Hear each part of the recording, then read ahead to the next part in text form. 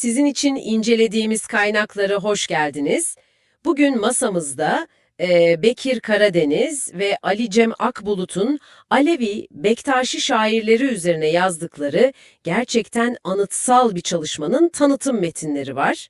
Yani 8,5 yıllık bir emekten bahsediyoruz. Evet, muazzam bir süre. Amacımız da bu devasa çalışmanın ki bakın 11 cilt, 6700 sayfa, 1550 şair ve tam 6000 şiir neden bu kadar önemli olduğunu, bize 800 yıllık bir gelenek hakkında neler fısıldadığını biraz anlamak. Hı hı. Üstelik bu şiirlerin 1650 tanesi yani ciddi bir kısmı ilk defa gün yüzüne çıkıyor. Bu çok çarpıcı. Evet, bu rakamlar bile hani tek başına çok etkileyici. Kaynaklarda zaten şey diyor, bu proje sadece bir derleme değil, aynı zamanda biliyorsunuz tarih boyunca baskı görmüş, geniş bir coğrafyaya yayılmış bir gelenek bu. Kesinlikle. Ve pek çok farklı kültürel etkileşimi işte Hint, Orta Asya, Mani, Yunan felsefesi gibi bünyesinde barındıran bu geleneğin bugünkü durumunu tespit etme çabası aslında. Yazarlar bunu özellikle vurguluyor. Yani amaçları tarihsel gelişmeyi durdurmak değil diyorlar kaynakta.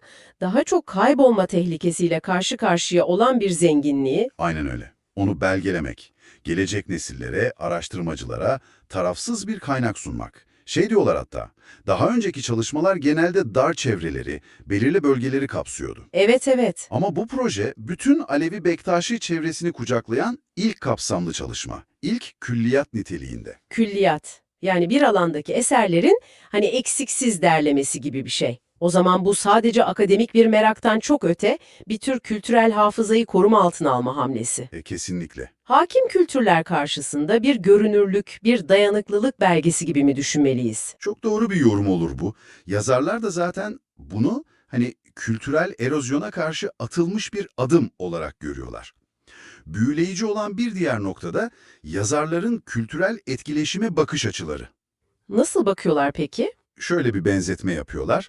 Tıpkı caz müziği gibi ya da Osmanlı saray müziği gibi düşünün. Başlangıçta belirli bir kesime aitken zamanla nasıl farklı toplumsal katmanlara yayılıyor, sınırları belirsizleşiyor.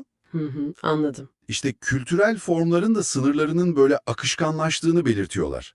Bu çalışmada aslında Alevi Bektaşi kültürünün tam da bu zenginleşmiş pek çok unsurun iç içe geçtiği halini yakalamaya çalışıyor diyorlar. Bu kadar geniş bir yandan da hassas bir konuyu ele alırken, yazarların kendi uzmanlıkları da çok kritik olmalı. Tabii ki. Kaynaklarda da belirtiliyor zaten. Bekir Karadeniz'in folklor ve aşık edebiyatı alanındaki uzmanlığı, Ali Cem Akbulut'unsa Alevi Bektaşi edebiyatı ve özellikle Osmanlıca belgeler konusundaki derinliği. İki farklı ama birbirini tamamlayan alan. Aynen. Bu iki farklı uzmanlığın birleşimi projeye hem sözlü geleneği hem de yazılı kaynakları bir araya getirme gücü vermiş. Bu çok değerli. Peki şey konusuna nasıl yaklaşıyorlar? Hani Aleviliğin kökenleri üzerine süregelen tartışmalar var ya, İslam içi mi, dışı mı, Anadolu mu, Asya mı gibi. Evet, kaynaklar o konuya da değiniyor. Yazarlar bu tartışmaların varlığını kabul ediyor ve şeyin altını çiziyorlar. Bu konular bilimsel temelde ve saygılı bir şekilde ele alınmalı. Anladım. Ancak hemen ardından kendi ocaklarının bu olmadığını, önceliklerinin bu devasa külliyatın kültürel ve edebi boyutunu ortaya koymak olduğunu netleştiriyorlar.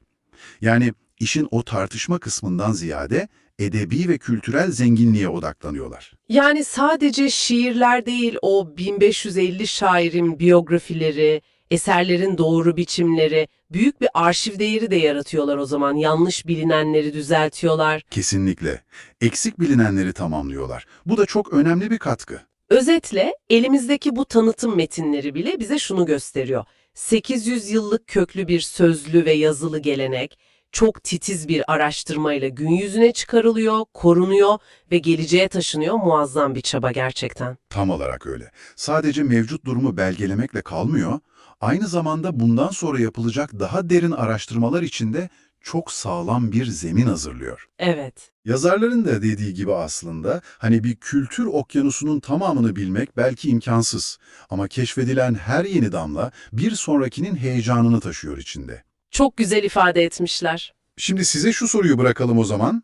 Bu 11 ciltlik hazineyi, bu devasa külliyatı düşündüğünüzde, bu köklü şiir geleneğinin belki de bugüne dek hiç aklınıza gelmeyen hangi yönü kültürel dayanıklılık ve dönüşüm üzerine size en beklenmedik, en çarpıcı düşünceyi sunabilir?